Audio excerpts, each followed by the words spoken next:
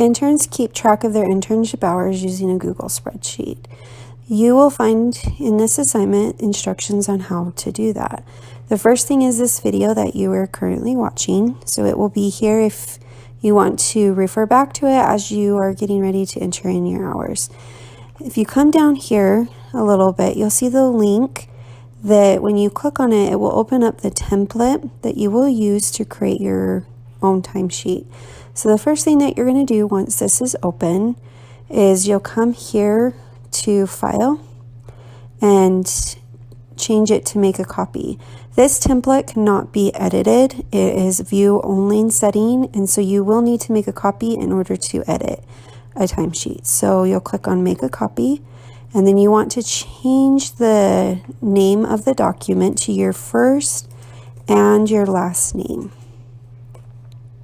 And then once you press OK, it's going to open up your timesheet in another tab. And what I would do just to make it easier so you don't get confused is I'd come back here and I would close out of the template so that the only one that's open is your timesheet. So once this is open, you'll come here and you'll put your name. This is more for submitting your timesheet to the Canvas assignment than it is for your SECs, but it's always nice just to have it here and then also to have the title for it there as well. And then you'll want to come here and you need to share it. In order to receive credit, you have to have your supervisors come in and approve your hours. And the only way they can do that is if you share it with them. So if you go back here to the assignment, it will give you the email addresses that you need to share it with. So the first one that everybody does will be the strongerfamilies@uvu.edu. That is just the general one that the administrative team, if we need to, we can go in and look at your timesheet. So that has to be shared with the project. And then you'll share it with only your site educator that is at your site. And so if I'm at American Fork Junior High, this is the email address that I'm wanting to share it with. So I'll come here and I'm going to copy that and then come over here to the share. And then you'll either enter it in or do Control V if you've already copied. And it says here that it's shared with them. And then you'll want to come here and share it with your site education coordinator by using that email. And don't share your timesheet with a personal email address for your SECs. They are not allowed to edit using their personal. They have to use the site Google account. And so you are only able to, and you should only send it to them for them to approve. So now that I've put it there, then I can press send. But before I press send, you're going to want to come here and you're going to make sure that you are granting access to edit to your supervisors going here. So it has to be check mark with the can edit. If your supervisor cannot edit your timesheet, they will not be able to approve your hours, and you won't be able to submit your hours for internship credit through Canvas until they're approved. So it's very important that you allow your supervisor to edit. So once I know for sure that I am giving them edit rights, I'll come here and I'll press send, and I'll know that it was shared with them. By right here, it says it's shared with 2 people, so with both of them. I also want to bring your attention down here. So there's 2 different timesheets that you will have. If you're 1 credit, you'll work off this timesheet. If you're 2 credits, you'll work off of the 2 credit. What I would suggest, just to make things easier and a little bit cleaner, but really it's up to you, you guys can decide what you want to do. If I was a 1 credit intern, I'd come here and I'd delete the 2 credit tab. And then if I'm a 2 credit intern, I'd delete the 1 credit. And you can do that by coming to the down arrow and do delete. I don't want to delete it to show you because I'm going to go back and forth between the 2 timesheets. But just know that that's how you would delete it.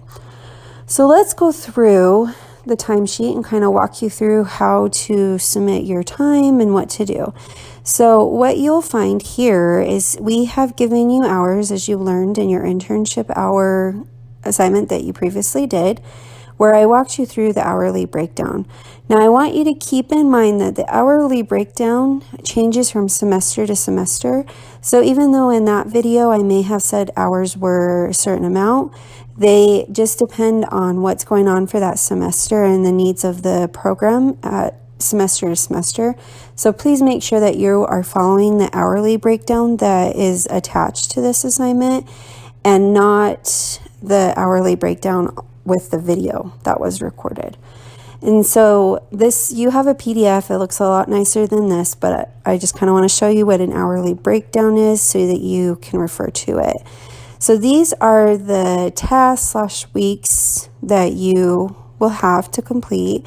And then these are the hours that you have been given to do it. And then these are the total hours that you have done up to a certain point.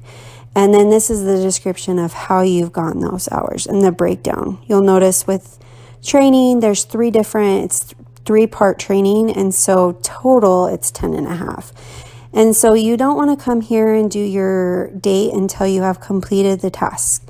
So whether that's the week, like let's say Friday of week 1, or once you've come to the internship kickoff or whatever it is, then you'll come in and you'll enter your time. So I would suggest referring back to the hourly breakdown so you know what was given to you. And I do want to remind you that you will enter and you won't change this column here because you enter in the hours that are given to you, not the actual hours that you have done. And the reason why we do that is to make it easier for our interns so that they know what's expected of them. They don't have to worry about it. And it's just easy to enter your hours, and it's not a big, long process that you have to figure out. Now, with that being said, if you do want to become certified as a family life educator, you need to keep track of your hours for your CFLE. So if you come down here, you can enter in your hours to keep track of them. So let's say I spend 3 hours preparing my lesson, but I'm only given an hour and a half prep time. I have an extra hour and a half that I can put towards CFLE hours that don't count as internship hours.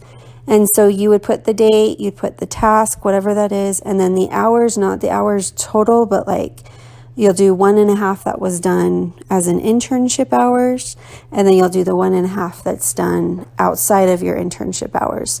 And then at the end of the semester, you can submit all of your hours, even if they exceed the 70 or the 140 hours that are required, and we will put them on your certificate so that you have documentation for it for your CFLE hours. Now, these hours that you enter down here, they will not be approved. We probably won't even look at them. So this is really however you want to do it. If you want to change the format to make it easier for you to understand, go for it. You cannot change the format though of this timesheet that's here. This has to be the same, but anything below here that you want to change, you're more than welcome to do so. So let's go into here and let's see how many hours that we're going to enter first. So your very first thing, the task that you'll be doing is your initial internship tasks. So you're going to get 1 hour for completing your internship paperwork, which is done through Canvas, and then you'll do another 1 hour with establishing your communication, and that's including the Slack training. So that total is 2 hours, and we're going to come here and we're going to enter in. So you'll notice here it already says initial internship tasks. It has the hours, and then it already has done that. So I am doing this video. It's on 12:30. So let's just say that I finished it today. And so if you want to, you can change the font size to make it easier to read. You do want to enter in your date in the format that I did. It's also up here, just so that it puts the correct date here and in the correct format so it doesn't change it. So now, once I've done that, I'm going to come over here and I'm going to change this to yes. So you'll notice that it's yellow when I said no, and then when I click on that and it's yes, it's now green. So what that does is that now tells my SEC that they can come in and they can approve my hours. And so once they have noticed that, they'll come in here, and I'm going to pretend I'm my supervisor just to show you what it looks like. I will put approved if I'm an SEC. Now, the intern is not allowed to do anything in this column. They cannot approve it. They cannot not approve it. They are, just leave this blank. Only your SEC or site education coordinator can come in and do that. So if it's approved, it's going to be green. Let's say I didn't complete all my paperwork, so I really wasn't done. What they could do and what they will do is come in and do not approved, and it turns it red. So if I have anything that's red, it will mean that I need to figure out what I haven't done so that I can get those hours. And so what your supervisor would do if they turned it red, they would say something like, your paperwork is incomplete. And so they'll have it there, and then I will know that I need to look at the comment, and the comment will tell you what you need to do to get those hours approved. And so once you've come in here and let's say you forgot to do one of the paperwork assignments or whatever it is, and you've done it and you've let your SEC know, they'll come in here and they'll change this to approve, and then you'll know that it's done. So what the other thing that you need to do when you're entering in your time and the date and everything is you're going to put who was present at that point. So I'll just put my name down just to put a name there, but you'll put your SEC or your regional coordinator or the administrative team member that's there. You can put multiple if you want, or you could put just one of them, just as long as there is one supervisor that was there that you put here, so that if there's a question, they can go to that supervisor and ask, were they there the entire time or whatever it is. Now, one other thing that they would do if hours were not approved, it would, if you remember back to the policies and procedures, if you are using your manual and you're not prepared to teach, you do lose your hours. And so let's say like here week 1, you were not prepared. So I would enter my date still. And then what I would do is I would actually change my hours because I was not given my hours. I've lost my hours for the prep time. So it's an hour and a half. So I would have to put this down to 4 hours. And then you press that. And you can still say that you've completed it. And then you'll want to right here and say, lost my hours because I was not prepared. Or whatever you want to write there. And then your supervisor will come in here and they can approve it. Now, let's say you forgot to approve to deduct the hour and a half because you lost your hours. And this was back to the 5.5. What your supervisor would do is they would come in here and they would say not approved. And then they would tell you over here, you lost your hours, update your hours. So you would come in here and you'd update it.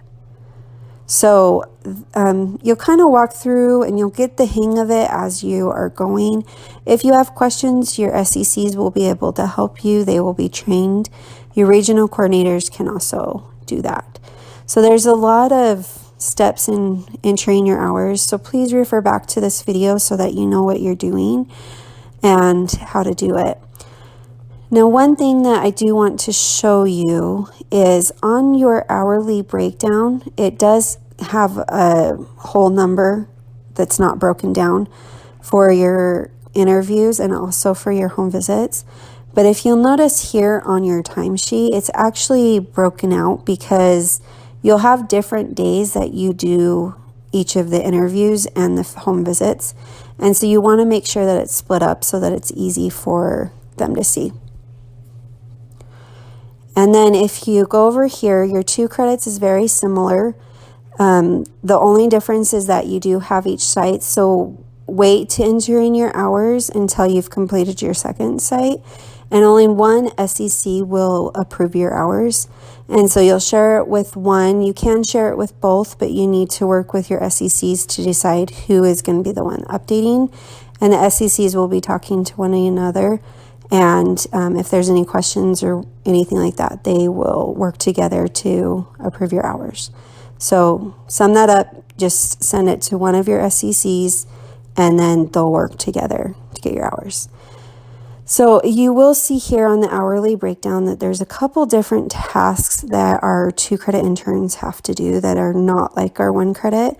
That it's the recruiting team and then the intake specialists. So there's different hours here.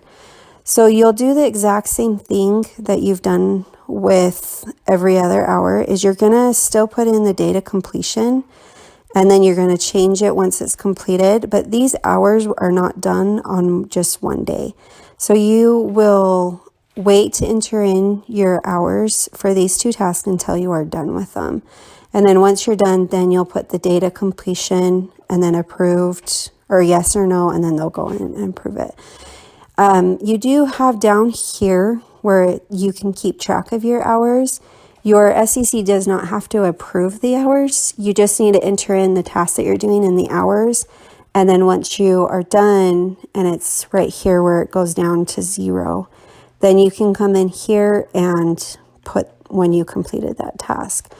So for 2 credit interns, you do have an extra 2 hours for training for your recruiting team that is already included in here.